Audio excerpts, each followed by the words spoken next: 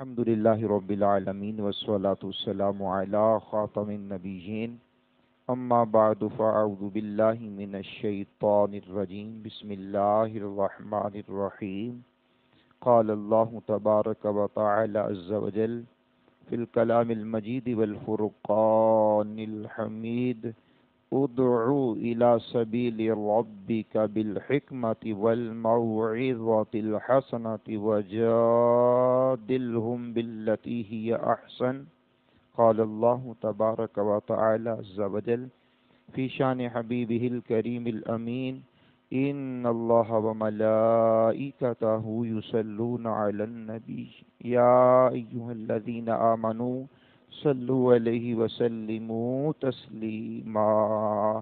درود شریف پڑھیں۔ اللہم صلی علی سیدنا و مولانا محمد معدن الجود والکرم وآلہ وبارک وسلم صلاۃ و سلاما علیک یا سیدی یا رسول اللہ علیک صلاۃ و سلام۔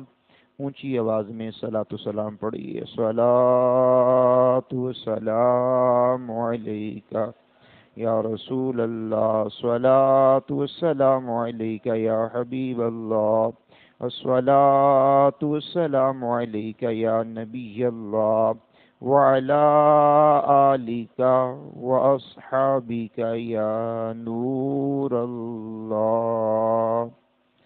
اللہ کریم کا کروڑ شکر ہے جس کی عطا اور توفیق سے آج ہم 24 رمضان المبارکہ کی نماز فجر کی ادائیگی کے بعد اپنی سی مرکزی جامع مسجد انواری ممتاز آباد ملتان شریف میں رہتے ہوئے اس کی برکات لوٹ رہے ہیں۔ عرشوں کا مالک ہمیں خوب برکات سے مالا مال کرے۔ میں نے کلام مجید میں سے سورہ نحل کی آیت نمبر 125 کی تلاوت کی ہے۔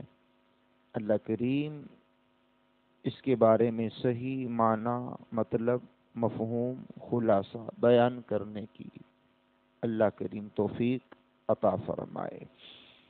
نبی کریم صلی اللہ علیہ وسلم نے توفیق الہی سے لوگوں کو راہ حق کی طرف دعوت دینے کا حق ادا کر دیا۔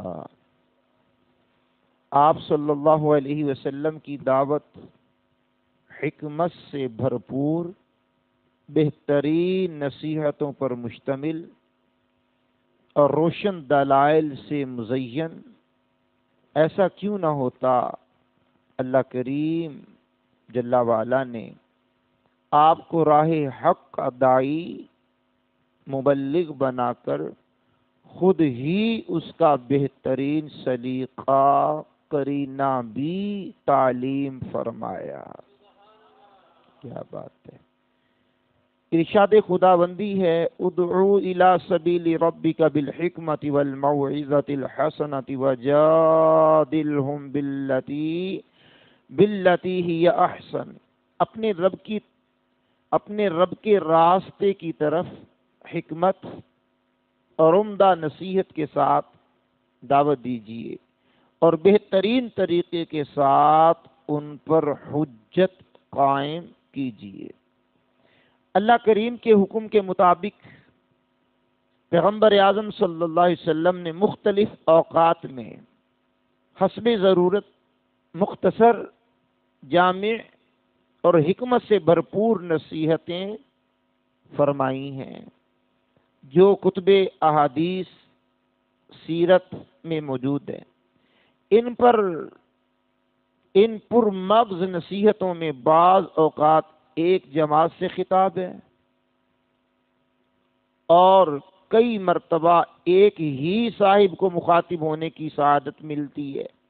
بہرحال یہ مواعظ حسنہ آج بھی امت کی بہترین رہنمائی فرماتے ہوئے نظر آتے ہیں۔ ایک مرتبہ سید الانبیاء صلی اللہ علیہ وسلم نے حضرت سیدنا ابو ہریرہ رضی اللہ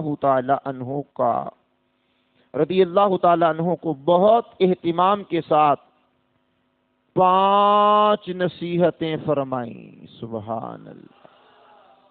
پنجتن پاک کی برکت سے 5 نصیحتیں فرمائیں۔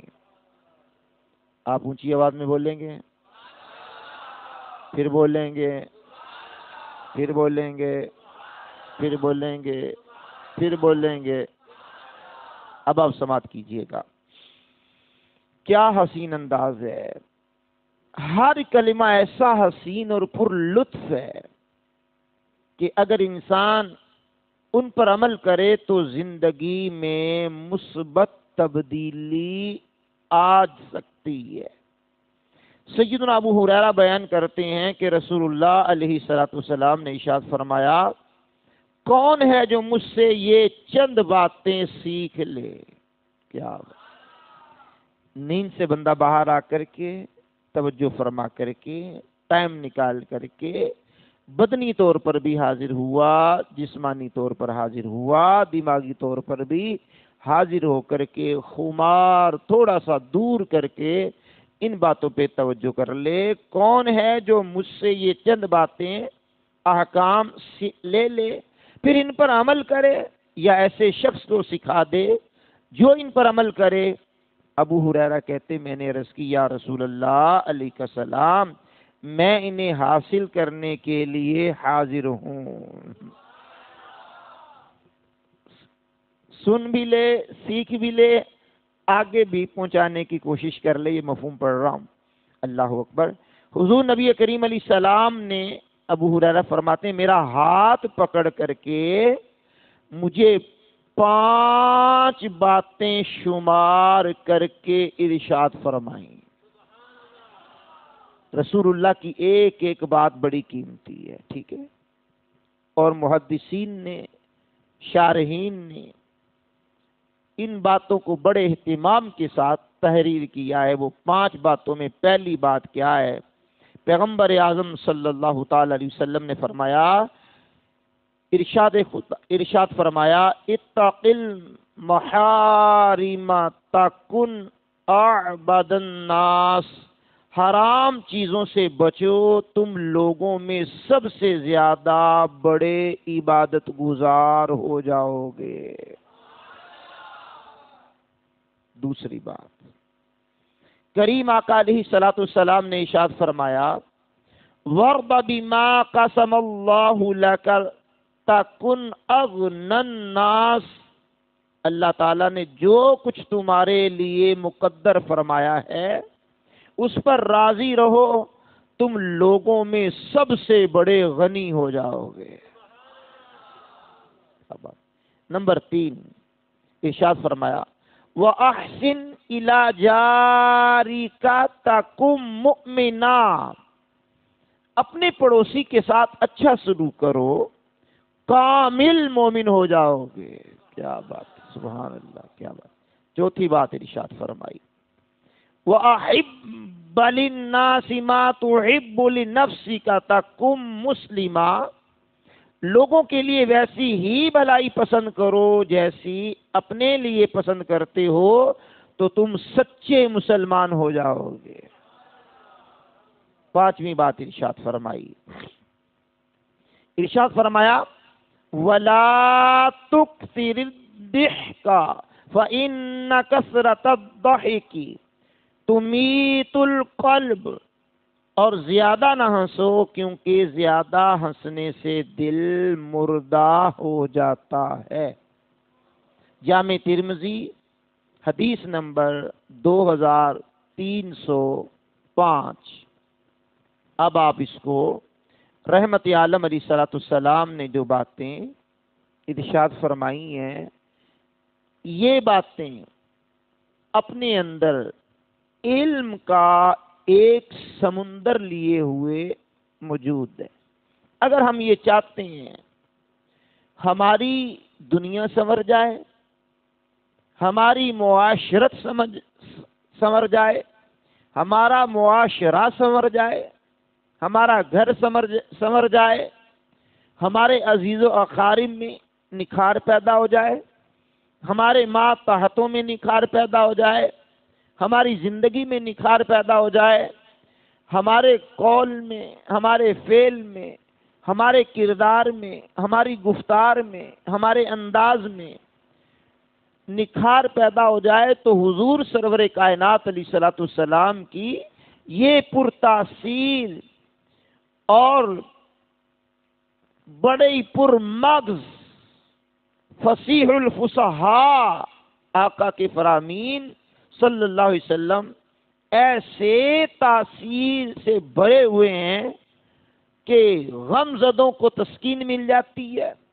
ٹوٹے ہوئوں کو ڈھارس مل جاتی ہے، اور بزدلوں کو دلیر بنا دیتی ہے، بھٹکے ہوئوں کی رہنمائی کر دیتے ہیں یہ ارشاد، سرکشوں کو تابع فرمان بنا دیتے ہیں، اور علم و معرفت کی متلاشیوں کو ان کے مقصود تک پہنچا دیتے ہیں۔ اب آپ غور فرما لیں، پہلی نصیحت پہ غور کریں کہ ابو ہریرہ رضی اللہ تعالیٰ عنہ نے جب حضور جان کائنات علیہ الصلوۃ والسلام سے یہ باتیں سنی تو پہلی بات کیا ہے؟ حرام چیزوں سے بچو، تم لوگوں میں سب سے بڑے عبادت گزار ہو جاؤ گے۔ حرام چیزیں شریعت مطہرہ میں جو ہیں ہر بندہ جانتا ہے، حرام کیا ہے حلال کیا ہے، اس میں کلام کرنے کی حاجت زیادہ نہیں ہوتی۔ کیا کیا چیزیں شریعت نے حرام کی ہیں اور کیا کیا چیزیں شریعت نے حلال کی ہیں، کم از کم ہمارے مسلم معاشرے میں، ہمارے قرب و جوار کے ماحول میں یہ باتیں ایک عام شخص کو بھی معلوم ہوتی ہیں، تھوڑا پڑھا لکھا ہو تو زیادہ معلوم ہو جاتی ہیں، اور پڑھا لکھا ہو تو زیادہ معلوم ہو جاتی ہیں۔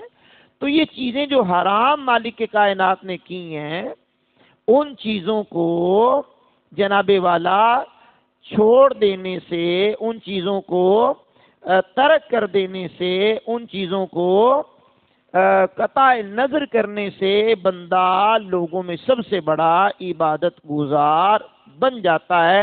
اب آپ غور فرمائیں گے تو ان میں حرام چیزوں میں کیا کیا چیزیں شامل ہیں، آپ ذہن پہ توجہ دیتے ہوئے غور فرماتے چلے جائیں۔ بعض مرتبہ یہ ہوتا ہے کہ بندہ حرام کام کر رہا ہوتا ہے، حرام کام کی طرف بڑھ رہا ہوتا ہے، لیکن اس کی توجہ نہیں ہوتی۔ جب بندہ توجہ دلاتا ہے کہ یار یہ جو کام تم کر رہے ہو حرام ہے اور جہنم میں لے جانے کا کام ہے، چھوڑ دیجئے، اب بندہ اس پر دلائل قائم کر رہا ہوتا ہے۔ یہ کام تو فلاں مولانا صاحب بھی کرتے ہیں، یہ کام تو فلاں قاری صاحب بھی کرتے ہیں، یہ کام تو فلاں مفتی صاحب بھی کرتے ہیں، یہ کام تو فلاں بھی کرتا، فلاں بھی کرتا، فلاں بھی کرتا ہے۔ بھائی جان، کسی کے قول و فعل سے عقیدہ نہیں بنتا، عقیدہ نظریہ قرآن اور حدیث سے بنتا ہے، حتیٰ کہ کسی مجتہد کے قول سے بھی عقیدہ نہیں بنتا۔ عقیدہ یا قرآن یا حدیث سے بنتا ہے، حلال یا اللہ نے کیا ہو یا رسول اللہ کی زبان سے سنے گئے الفاظ ہو، محدثین نے ذکر کیے ہوں، تو وہ چیزیں جو حرام ہیں ان سے ہم نے بچنا ہوتا ہے۔ اب آپ غور فرما لیں کہ نگاہ کے معمولات سے لے کر کے، ہاتھ کے معمولات سے لے کر کے پاؤں کے معمولات تک کتنے حرام کام ہیں جن کی طرف ہماری توجہ ہے، اور کتنے ایسے ہیں جو بے دریغ ہم کیے چلے جاتے ہیں۔ اس پہ آپ نے بھی غور کرنا ہے اور میں نے بھی غور کرنا ہے۔ لہذا حرام چیزوں سے بچنے اور فرائض کی پابندی پر سب سے بڑا عبادت گزار بن جانے کی فضیلت اس لیے ارشاد فرمائی ہے کہ رب کائنات نے جو ذمہ داری دی ہے اسے بھرپور طریقے سے ادا کرنے والا سب سے بڑا پرہیزگار بن جاتا ہے۔ کیا بات ہے میرے کریم کی، کیا بات ہے، کیا بات ہے حضور سرور عالم صلی اللہ علیہ وسلم کی۔ نمبر 2، ارشاد فرمایا نبی کریم علیہ الصلوۃ والسلام نے، حدیث قدسی ہے، کیا خوبصورت ارشاد ہے، فرمایا میرا بندہ جن اعمال کے ذریعے میرا قرب حاصل کرتا ہے ان میں مجھے سب سے زیادہ پسندیدہ اعمال یہ ہیں، جو سب سے پسندیدہ اعمال وہ ہیں جو میں نے اس پر فرض کیے۔ یہ امام بخاری رحمۃ اللہ تعالی علیہ نے اپنی صحیح بخاری میں 6502 نمبر حدیث بیان کی ہے۔ اب جو مالک کائنات نے بندے پر فرائض عائد کیے، نماز فرض، روزہ فرض، زکوٰۃ واجب ہو جانے پر فرض ہو جاتی ہے مال کے نصاب ہونے پر، اور حج کی طاقت ہونے کے بعد حج فرض ہو جاتا ہے۔ اگر بندہ اللہ کا قرب حاصل کرنا چاہتا ہے، سب سے پہلے فرائض کی ادائیگی کرے، سب سے پہلے فرائض کو مقدم کرے، سب سے پہلے فرائض کی نگہداشت کرے، سب سے پہلے فرائض کو اپنائے، فرضوں کو چھوڑ کر کے بندہ اللہ کا قرب قطعی طور پر نہیں پا سکتا۔ بعض ہمارے معاشرے میں ایسے لوگ بھی ہیں جو فرض کے تارک ہوتے ہیں، فرض کی ادائیگی کرتے ہی نہیں ہیں، اور مستحبات کے پیچھے پڑے ہوتے ہیں، اور مستحبات کے پیچھے ایسے پڑے ہوتے ہیں جیسے وہ بڑا سختی کے ساتھ فرض ہو، حالانکہ فرض فرض ہوتا ہے، مستحب مستحب ہوتا ہے، سنت سنت ہوتی ہے، واجب واجب ہوتا ہے، مباح مباح ہوتا ہے، حرام حرام ہوتا ہے، حلال حلال ہوتا ہے۔ تو یہ کم از کم علم اور یہ سوچ اور یہ فکر ہماری ہونی چاہیے کہ ہم نے اللہ کا قرب حاصل کرنا ہے تو فرائض کی ادائیگی ضروری ہوتی ہے، اور فرائض کی ادائیگی کے ساتھ ساتھ حرام سے بچنا بھی بندے کے لیے ضروری ہو جاتا ہے۔ اب آپ سماعت کریں گے تو ہم اگلی بات کی طرف بڑھ رہے ہیں، بڑی محبت سے سماعت کیجئے۔ دوسری بات جو کریم آقا علیہ الصلوۃ والسلام نے نصیحت ارشاد فرمائی ہے وہ یہ ہے، اللہ تعالیٰ نے جو کچھ تمہارے لیے مقدر فرمایا اس پر راضی رہو، تم لوگوں میں سب سے بڑے غنی ہو جاؤ گے۔ آج سب سے زیادہ مار دھاڑ، سب سے زیادہ بے سکونی، سب سے زیادہ جسم کو تھکانے والی بات، سب سے زیادہ الجھنے والی بات، سب سے زیادہ پریشان کن بات یہ ہے کہ ہمیں جو اللہ نے دیا ہے ہم اس پر راضی نہیں ہیں، جو اللہ نے ہمیں دیا ہے ہم اس پر راضی نہیں ہیں، جو ہمارے مقدر میں کیا ہم اس پہ راضی نہیں ہیں۔ اگر کوئی کالا ہے تو وہ گورا ہونا چاہتا ہے، اگر کوئی موٹا ہے تو وہ پتلا ہونا چاہتا ہے، اگر کوئی کمزور سا ہے وہ تو طاقتور ہونا چاہتا ہے۔ ہاں اس میں حرج نہیں ہے، بندہ مقوی غذائیں کھا لے، اپنی کیئر کرے، یہ الگ بات ہے، الگ بات ہے۔ اللہ نے مال تھوڑا دیا تو کہتا زیادہ ہونا چاہیے، چلیے رزق حلال کما لیجئے، جہاں تک مقدر ہے کما لیجئے، لیکن یہ ساری تگ و دو صبح سے اٹھ کر کے شام تک سارے معاملات اسی میں لگے رہنا، ہائے یہ کیوں ہو گیا، یہ کیوں ہو گیا، یہ ہو جانا چاہیے تو وہ ہو جانا چاہیے، تو فرمایا جو مقدر میں ہے اس پر راضی رہیے، اور اللہ نے جو مقدر میں لکھ دیا ہے اسے حاصل کرنے کے لیے حلال ذرائع اپنائے جائیں، حرام ذرائع سے بچا جائے، حرام مال سے بھی بچا جائے، اور جو ملا ہے اس پر قناعت کی دولت حاصل کی جائے تاکہ بندہ لوگوں میں غنی بن سکے۔ میرے کریم آقا، میرے رحیم آقا صلی اللہ علیہ وسلم کے ایک صحابی ہیں سیدنا عبداللہ، باپ کا نام ہے عباس رضی اللہ تعالی عنہما، روایت فرماتے ہیں کہ حضور سرور کائنات علیہ الصلوۃ والسلام نے ارشاد فرمایا، اگر ابن آدم کے پاس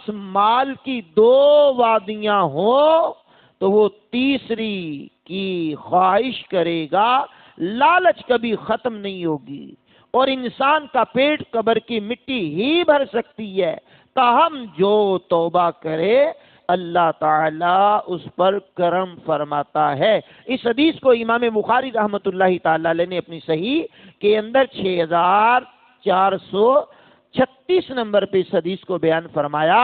اب آپ نے غور کیا کہ 2 وادیاں سونے کی، اس کا فرش بھی سونے کا، در و دیوار بھی سونے کے، اس کی تمام تر چیزیں سونے کی بنی ہوئی 2 وادیاں مل جائیں، 2 ٹاؤن مل جائیں، 2 دیہات مل جائیں، قصبے مل جائیں، 2 کالونیاں مل جائیں، 2 محلے مل جائیں، 2 بستیاں مل جائیں، تو بندہ تیسری کی تمنا کرے گا کہ مجھے اور بھی مل جائے، اور بھی مل جائے، اور بھی مل جائے۔ حالانکہ فرمایا کہ پھر انسان کے پیٹ کو قبر کی مٹی ہی زیادہ بھرتی ہے۔ سیٹھ جی کو فکر تھی 1 کے 10 کیجئے، موت آ پہنچی مسٹر، جان واپس کیجئے، جان واپس کیجئے۔ روزانہ اٹھنے والے جنازے، روزانہ اٹھنے والے جنازے یہ اعلان کرتے ہیں، جنازہ آگے بڑھ کر کہہ رہا ہے، اے جہاں والو چلے آؤ میرے پیچھے تمہارا رہنما میں ہوں، میں رہنمائی کرتا ہوں، تم نے کہاں جانا ہے، تمہارا مستقبل کیا ہے میں بتاتا ہوں، آؤ۔ یہاں تو دیکھنا مشکل ہی نہیں ہے، کھڑکیوں کے باہر دیکھیے کتنے حسین و جمیل لوگ اس قبرستان میں موجود ہیں، کتنے لوگ ٹھاٹھ باٹ کے مالک تھے آج زیر زمین ہے، کتنے لوگ ایسے تھے جو طاقت میں بڑے اعلیٰ عمدہ تھے، ان کے سامنے کوئی بول نہیں سکتا تھا، آج وہ زیر زمین ہے۔ کتنے لوگ ایسے تھے جنہوں نے پیسے کی تگو دو میں ساری زندگی کھپا دی، لیکن بالآخر انہیں کفن بھی نصیب نہ ہوا، جہاز میں پھٹ گئے، لاشوں کی شناخت بھی نہ ہو پائی۔ کتنے لوگ ایسے ہیں کہ جو حادثاتی موت میں ٹینکروں میں پیٹرول کو آگ لگتی ہے، ٹینکر جلتے ہیں، لاشیں ایسی کوئلہ بن جاتی ہیں، شناخت بھی نہیں ہوتی، جنازہ بھی نہیں ہوتا، عجیب و غریب معاملات بن جاتے ہیں۔ تو بندے کو چاہیے کہ وہ صرف مال مال نہیں، اس کے ساتھ الف بھی لگا دیا جائے، اس کے ساتھ آئین بھی لگا دی جائے تو یہ اعمال بن جاتے ہیں۔ صرف مال مال ہی نہیں، اعمال کی بھی فکر کرنی چاہیے، اور جا کر اونچی آواز میں سبحان اللہ کی تسبیح پڑھ لینی چاہیے۔ یہ دلیل ہوتی ہے کہ بندہ جاگ رہا ہے اور سن بھی رہا ہے۔ سبحان اللہ، اللہ اکبر کبیرہ۔ اب آپ غور فرمایا آپ نے کہ دو وادیاں سونے کی مل جانے کے بعد بھی بندہ تیسری کی خواہش کرتا ہے، اور یہ کریم آقا علیہ السلام کا فرمان ہے۔ اللہ کریم کے محبوب کی شریعت میں یہ بات بھی ہے کہ جو اللہ رب العالمین، بعض بزرگوں نے بھی اس کو نقل کیا ہے کہ جو اللہ کے دیے ہوئے تھوڑے رزق پر راضی ہو جائے، اللہ اس کے تھوڑے عمل سے راضی ہو جاتا ہے۔ اچھا، یہاں پر بزرگان دین کی زندگیوں کا مطالعہ کرنا چاہیے، اور بزرگان دین کی زندگیوں پر غور کرنا چاہیے کہ انہوں نے ساری زندگی کس بات میں تگودو کی ہے، کس بات میں کوشش کی ہے۔ امت کی اصلاح کے لیے کوشش کی ہے، امت سدھر جائے اس کے لیے کوشش کی ہے، امت راہ راست پر آ جائے اس لیے کوشش کی ہے، امت حقیقت میں قرآن و سنت کی طرف آ جائے اس پہ کوشش کی ہے۔ یہ کوششیں تو ہمارے یہاں ہوتی ہیں نا، مکان کچا ہے تو پکا بن جائے، پکا ہے تو پھر اس میں ماربل بھی لگ جائے تو ڈبل سٹوری بھی بن جائے تو ٹرپل سٹوری بھی بن جائے، تو یہ علاقہ ذرا ایسا ہی ہے، ذرا پوش علاقے میں چلے جائیں تو پوش علاقے میں جانے کے بعد جناب والا یہ 10 مرلے کا تو 20 مرلے کا بن جائے تو اس شہر میں تو اس شہر میں بھی بن جائے، بالآخر قبر کی مٹی اس کا پیٹ بھرتی ہے۔ یہ حضور کا ارشاد ہے۔ اب آپ غور فرمائیں تو میں اگلی بات کی طرف، اگلے جملے کی طرف بڑھ رہا ہوں۔ میرے کریم آقا، میرے رحیم آقا علیہ الصلوۃ والسلام نے ارشاد فرمایا ہے، بہت پیارا ارشاد ہے، سنیے گا اور توجہ بھی دیجیے گا۔ میرے کریم آقا علیہ الصلوۃ والسلام نے ارشاد فرمایا، اللہ اکبر کبیرہ، اللہ اکبر کبیرہ، اللہ اکبر کبیرہ۔ سماعت کیجیے گا۔ میرے کریم آقا علیہ الصلوۃ والسلام کی بارگاہ میں ایک شخص حاضر ہوا، اور حاضر ہو کر کے انہوں نے، ایک شخص تھا یا چند شخص تھے، نمائندے بن کر کے قوم کے آئے، بارگاہ رسالت میں حاضر ہوئے۔ ان میں سے ایک جوان نے عرض کی، یا رسول اللہ علیہ السلام، آپ نے ہمارے وفد کے تمام افراد کی حاجتیں پوری کی، میری حاجت بھی پوری کر دیجئے۔ جو افراد آئے آپ نے تمام کی حاجتیں پوری کی، میری حاجت بھی پوری کر دیجئے۔ میرے کریم آقا علیہ الصلوۃ والسلام نے فرمایا، تمہاری کیا حاجت ہے؟ اس نے کہا، میرے لیے 3 دعائیں کر دیجئے۔ اب حاجت کبھی تو مال کی ہوتی ہے، کبھی شہرت کی ہوتی ہے، کبھی حب جا کی ہوتی ہے۔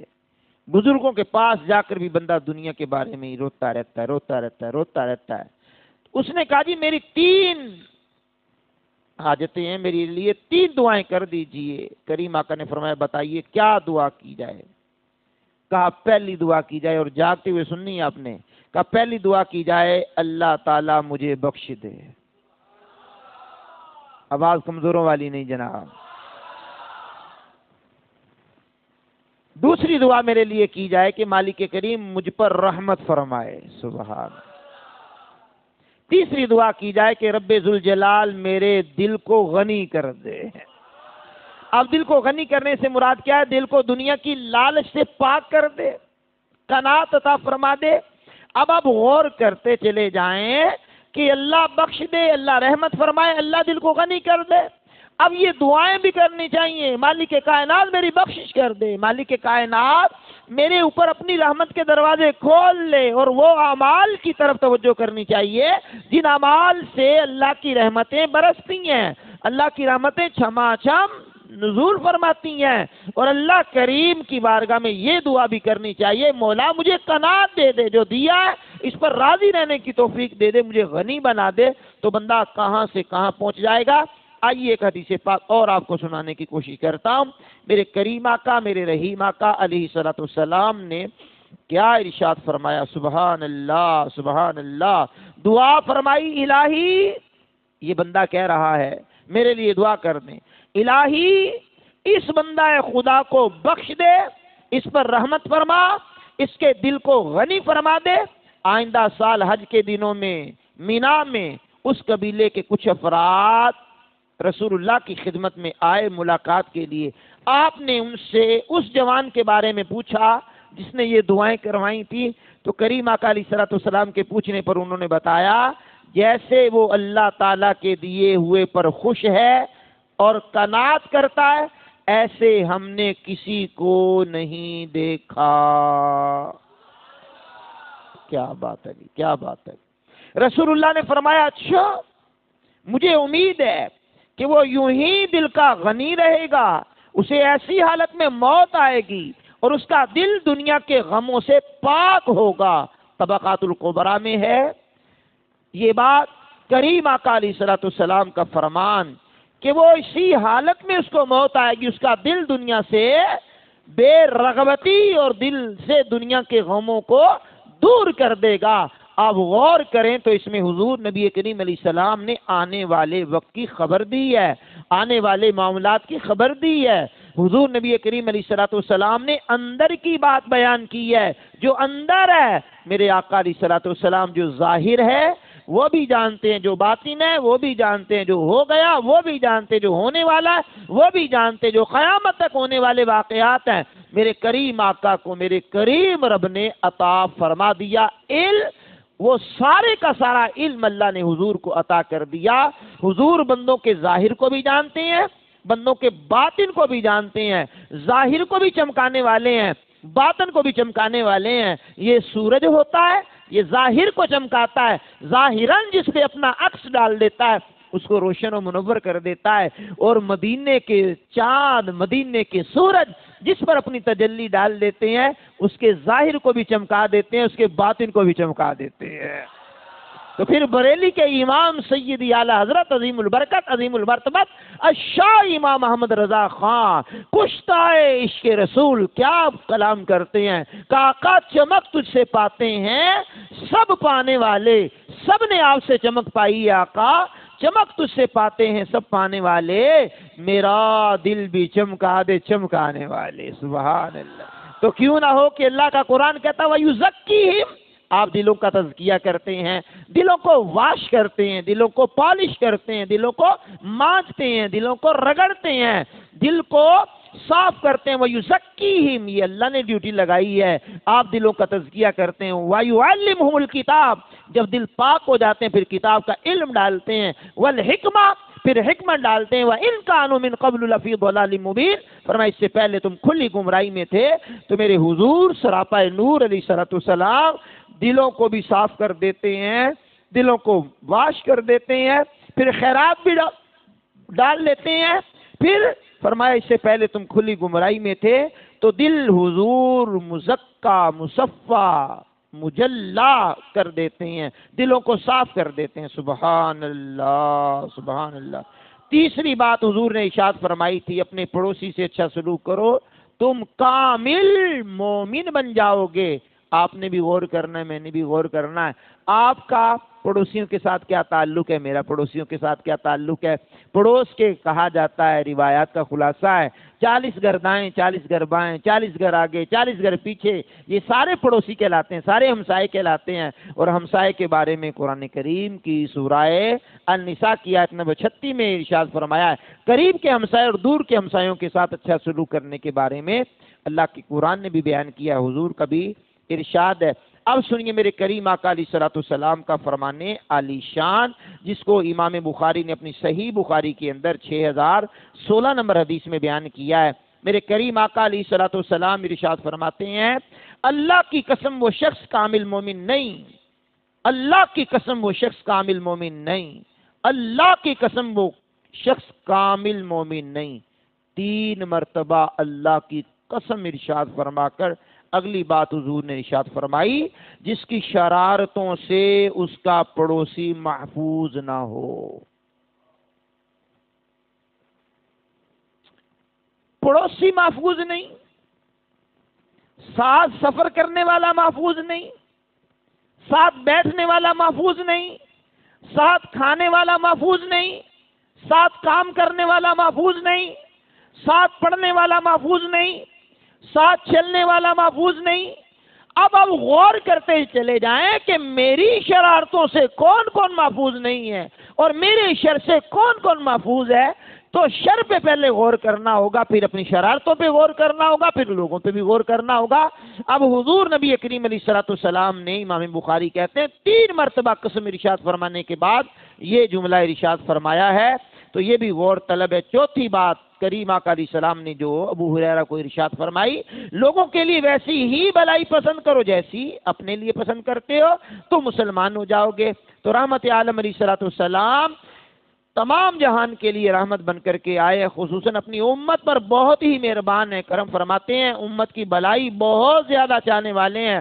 امت کی مشقت سے آپ کے قلب اطہر پر بوجھ پڑتا ہے، حاجت مندوں کی ضرورتیں پوری فرماتے ہیں، جن ناداروں کا کوئی بوجھ اٹھانے والا نہیں، آپ ان کا بوجھ اٹھانے والے ہیں۔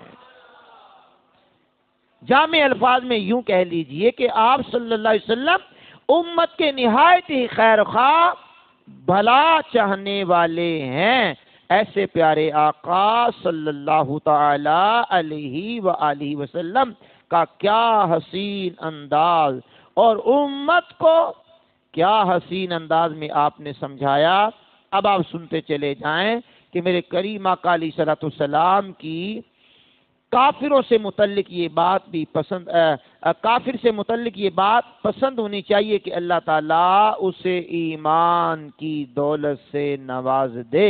جس کا عقیدہ بگڑ رہا ہے بندے کو فکر ہونی چاہیے اس کا عقیدہ درست ہو جائے، جس کا عمل تباہ ہو رہا ہے بندے کی کوشش ہونی چاہیے اس کا عمل ٹھیک ہو جائے، اور گناہگار کے لیے چاہت رکھنی چاہیے کہ یہ گناہوں کو چھوڑ دے، ظالم سے کوشش کر کے اس کا ظلم چھڑوانا چاہیے، مصیبت زدہ کے حق میں یہ خواہش ہونی چاہیے کہ اسے اللہ عافیت سے نواز دے، بیمار کے لیے کوشش کرنی چاہیے کہ اللہ اسے شفا یابی کی نعمت عطا فرما دے۔ پنجتن پاک کی برکت سے آخری نصیحت،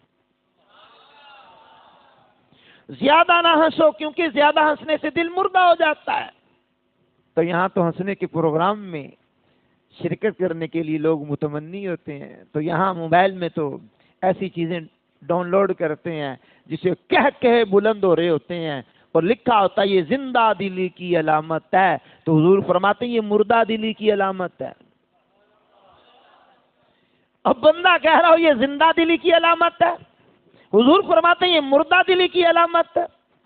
اور زیادہ ہنسنا، مسکرانا اور ہوتا ہے بھائی، تبسم اور ہوتا ہے، تبسم اور ہوتا ہے جس کی تسکین سے روتے ہوئے ہنس پڑے۔ کیا بات ہے، سیدی اعلیٰ حضرت کی بارگاہ رسالت میں یوں عرض کرتے ہیں، آقا آپ کا تبسم کیا حسین ہے، جس کی تسکین سے روتے ہوئے ہنس پڑے، اس تبسم کی عادت پہ لاکھوں سلام۔ سبحان اللہ۔ تو مسکرانا اور ہے، تبسم اور ہے، تبسم کرنا اور ہے، اور ہنسنا آواز لگا کر کے، کہا لگا کر کے، یہ دل کو مردہ کر دیتا ہے۔ اس کے حوالے سے بھی بادشاہ رحیم نے لکھا ہے، فتح الباری میں بھی لکھا ہے، دیگر کتب میں بھی لکھا ہے کہ مفہومی طور پہ پڑھ رہا ہوں۔ پہلی بات، تبسم مسکراہٹ، چہرے پر خوشی کے آثار ظاہر ہوں یا اس کے ساتھ سامنے والے دانت نظر آئیں مگر آواز نہ نکلے، یہ مسکرانا کہلاتا ہے۔ خوش اخلاقی ہے، اچھی چیز ہے، جان عالم کثرت سے تبسم فرمایا کرتے، اور ہمارے پیر صاحب فرماتے ہیں، ہمارے امیر صاحب فرماتے ہیں، ہمارے شیخ کامل فرماتے ہیں، دنیا اہل سنت کے امیر قبلہ امیر اہل سنت حضرت علامہ مولانا ابو بلال ذوالفضل والکمال الیاس قادری صاحب فرمایا کرتے، میں لوگوں کی خیر خواہی کے لیے ملاقات میں اس قدر مسکراتا تھا کہ یہ میرے رخسار بھی درد ہونے لگ جاتے تھے کہ لوگوں کی خیر خواہی کے لیے، ان کے غموں کو دور کرنے کے لیے، ان کو فرحت پہنچانے کے لیے مصافحہ کرتے بھی مسکراتے، ملتے بھی مسکراتے، دیکھتے تو پھر بھی مسکراتے، ہمارے چہرے سے تو مسکراہٹیں ختم ہو جاتی ہیں۔ تو مسکرا کر کے ملنا شروع کر دیں۔ پھر فرمایا گیا کہ کہہ سے بچنا چاہیے، آواز نہیں نکالنی چاہیے، اور یہاں تو لوگ ہاتھ پر ہاتھ مار کے بھی کہے بلند کرتے ہیں، یہ ناپسندیدہ عمل ہے۔ ام المومنین سیدہ عائشہ صدیقہ فرماتی ہیں، اس کو امام بخاری نے حدیث کوڈ کی ہے 6092 نمبر، امام مسلم نے 899 نمبر حدیث کا بیان کیا ہے۔ فرماتے ہیں حضرت ام المومنین نے کہا کہ نبی کریم صلی اللہ تعالی علیہ وآلہ وسلم نے کبھی بھی اس طرح نہیں ہنستے دیکھا گیا کہ منہ کھلنے کی وجہ سے تالو مبارک کے آخری حصے کا گوشت نظر آتا۔ آپ صلی اللہ علیہ وسلم اکثر صرف تبسم فرمایا کرتے تھے، اور زیادہ ہنسنے سے دل مردہ ہو جاتا ہے۔ رسول اللہ علیہ الصلوۃ والسلام کی 5 نصیحتیں میں نے آپ کے سامنے رکھی ہیں۔ اللہ مجھے بھی ان نصیحتوں پر عمل کرنے کی توفیق عطا فرما دے۔